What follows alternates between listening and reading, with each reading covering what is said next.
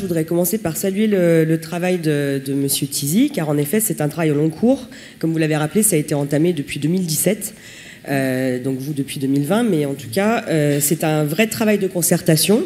J'ai pu le remarquer en allant à une réunion publique, et ça fait plaisir, et c'est essentiel pour la démocratie. J'ai cru comprendre dans le dossier que c'était quand même compliqué également de concilier les différentes parties, en particulier les contributions apportées par le syndicat national de la publicité extérieure. Forcément, ce sont des recommandations apportées par des professionnels qui ont donc un intérêt dans la restriction de ce RLPI. Et il semble que vous ayez quand même tenu bon pour le bien des habitantes et des habitants. Voilà. Donc, en tant qu'élu, ce qui est important, c'est ça, c'est qu'on ne doit pas oublier qu'on est là pour défendre les intérêts des habitantes et des habitants avant tout, et ne pas forcément plier devant certaines pressions que nous pourrions subir. Voilà. Alors néanmoins, forcément, j'ai quand même deux tout petits points à signaler. Donc, il y a une question en particulier sur le passage du secteur géant casino en ZP4 et non en ZP5. Alors j'explique, donc vous l'avez bien expliqué, hein, mais ZP5, c'est-à-dire que c'est une zone d'activité.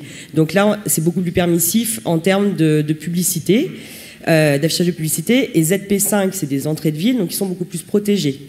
Alors déjà, moi je suis assez étonnée par cette appellation du secteur géant casino. Parce que voilà, à quoi ça correspond? Il me semble plutôt que c'était le quartier Monta, Montieu, voilà, à voir. Donc j'étais assez étonnée que ce quartier soit appelé désormais géant casino. Et donc surtout, ça reste une entrée de ville auquel les Stéphanoises et les Stéphanois sont très attachés.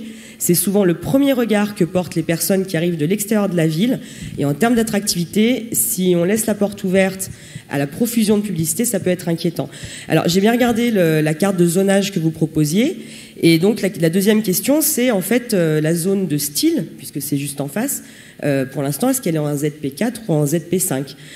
En fait, je pense que là, on a l'occasion que jamais avec le RLPI de sanctuariser cette entrée de ville pour faire en sorte que non, à l'avenir, ça ne devienne pas une zone d'activité, même si, par des choix malheureux politiques faits précédemment, cette zone a été suroccupée par la zone de style, et je ne vais pas revenir sur l'impact que ça a pour les commerces du centre-ville, bien évidemment.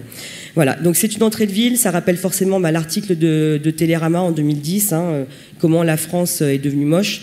Donc protégeons l'entrée de ville de Saint-Étienne pour pas que ça devienne une entrée moche, s'il vous plaît. Voilà. Autre chose, la deuxième question, c'est au sujet de la sécurité routière. Vous en avez parlé tout à l'heure. Oui, c'est vrai, la sécurité routière n'est pas directement liée au RLPI. Néanmoins, on a aussi l'occasion, là, de ne plus fonctionner totalement en silo. Ça pourrait être une occasion de l'inscrire dans le RLPI, de ne pas mettre de publicité numérique sur les zones qui peuvent être dangereuses pour la sécurité routière, en particulier les ronds-points par exemple. Pourquoi ne pas saisir cette opportunité, même si ce n'est pas directement dans les attributions du RLPI? Ça peut être une occasion pour ensuite amener plus de sécurité routière sur nos routes, car une nouvelle fois, nous sommes élus et nous sommes là aussi pour protéger les intérêts des citoyennes et des citoyens. Donc là, on a une occasion rêvée de ne pas fonctionner en silo. C'est tout ce que j'avais à dire. Merci.